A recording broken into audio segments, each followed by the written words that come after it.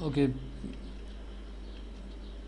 so what we did is we said that we have the UOD, right? I'm telling it time and again, UOD. Okay, and out of this we have the function requirements and we got the database requirements. I'm doing a lot of times. And now in the database requirements, we first design a conceptual design. Conceptual design is basically to get into the UOD and see what are the entities, what are the attributes, what are the relationships, and just draw an ER diagram for that, which will tell us what is the problem domain. Okay, which will you will have an understanding कि data किसके बारे में store करना है ना, कौन सी entities है, क्या एट्रीब्यूट्स उनके हैं, यानी कि कुल मिला के कि डेटा आपको किसका स्टोर करना है. This will be identified in the conceptual design. When you are done with the conceptual design, then what we start doing? We started building a model. Okay, we started converting this ER diagram into some sort of model. A model is a closer to your actual thing. Okay, model is a closer to actual thing. So the model which we choose was the relational model, right? So after conceptual design, we started building the model, and the relational model was the thing which we built it, right? And we did a lot of things on it. We see how the tables and all, how to make these tables of entities, relationships and all, and we started making tables, right? And when we're done with the tables, then we started to refine these tables using the normalization so that it will be anomalous free, so there will be no anomalies whatsoever. Now we have a table structure. We are saying like this is my table, and this is the name, this is roll number, this is primary key is here, for example, and all. A lot of things we are telling about table and all, constraints and okay, referential integrity constraints, primary keys, foreign keys. We say a lot of things about it, and we started decomposing our tables using normalization so that we do not have any anomalies of update anomaly, deletion anomaly, or insertion anomaly. Now, but question comes in a mind that this again is a representation on a piece of paper, because tomorrow we have to store our database on a hard drive, somewhere on a RAM, somewhere on a magnetic tape drive. Will my database will be stored like this? No, there will be something different. So therefore we need to understand a file organization, that how my files are organized into the actual storage. Okay, when I saying file, basically we have the first thing what we have in a table is a field, an attribute, right? Is it? For example, this is the student ID, name. These are called the fields.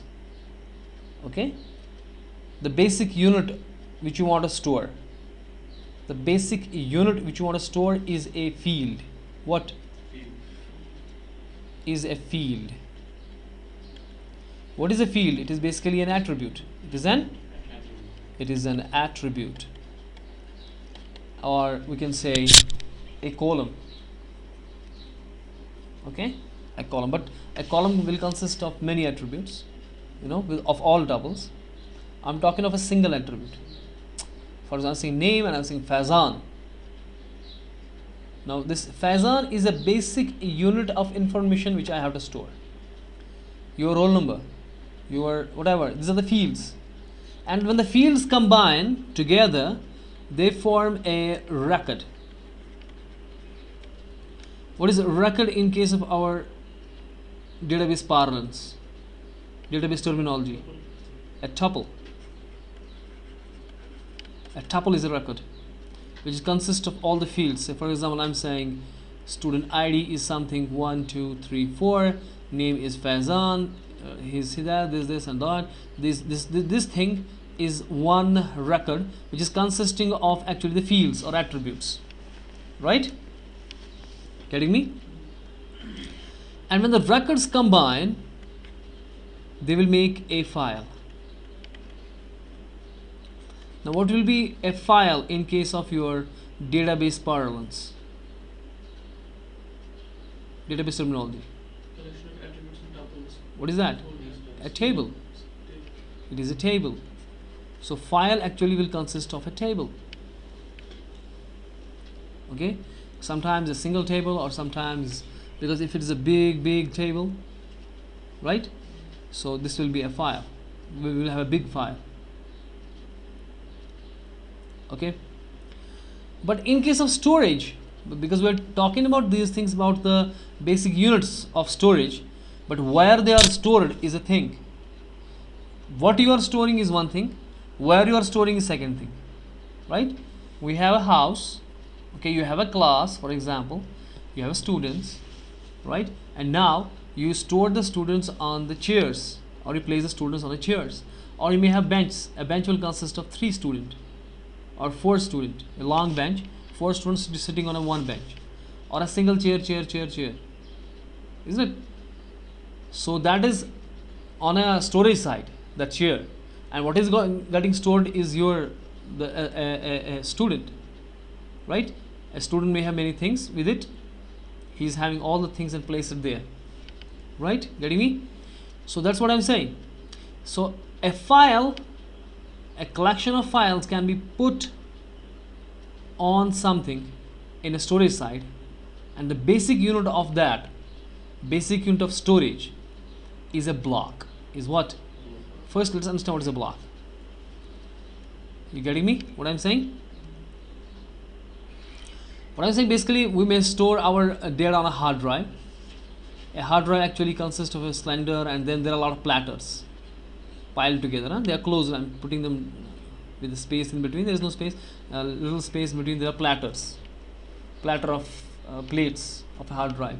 Then we have heads. On a top we have head, on a bottom we have head. Okay, on the top they are reading on the top, and on the bottom we have head. Getting me? So basically, if you take a one platter, if you take this one platter, this is my one platter, okay, with a cylinder in between. It has actually, it is made of lot of tracks. We call them as a tracks, circular rings. Huh? This is a track. These are tracks. What? And we have made them into the sectors. You know, mathematically, you know sector. What is sector mathematically? If we have a circle and we have a 2 radii, this will divide a circle into the sector. This is a sector. This is the major sector. This is the minor sector. This is called a sector. Isn't it? Mathematics. That you, if you have like this and you make a chord, then this is a segment, right? But if you have 2 radii, which from the center 2 radii, this will make what? A sector. So now we are having a sector, right? We have a track. This is one track going around. This is second track, third track, okay, and we have divided this into the sectors. Like this is addressing. We have to understand where we have put our data. If you live in somewhere in India, where you live in? You are living in Srinagar, for example. Where you live in? You have divided your Srinagar into lanes and colonies and house numbers and all. So you will exactly locate where this guy is living in. Similarly, our hard drive or platter is divided into the tracks and sectors. Okay, we say track number, say 4. For example, this is track number 4. We understand my data is somewhere here, but I'm saying sector number something 3. I know this sector track 4. That means on this somewhere it is. The data is somewhere here, right? That means data is somewhere in this area. So then I have to find it here. Are you getting me? And on this track, then this track, when I'm talking of this track, now I look at it, track number following and sector number following. So I got this piece of space, right? So my data is somewhere here, and there we have divided into the areas, right? And these are the blocks. So what? So I will say sector number 3, say about block number 2 it is now. For example, this is block number 2. Where is my pen? This is block number 2. Now if my data is here, locating somewhere here, right?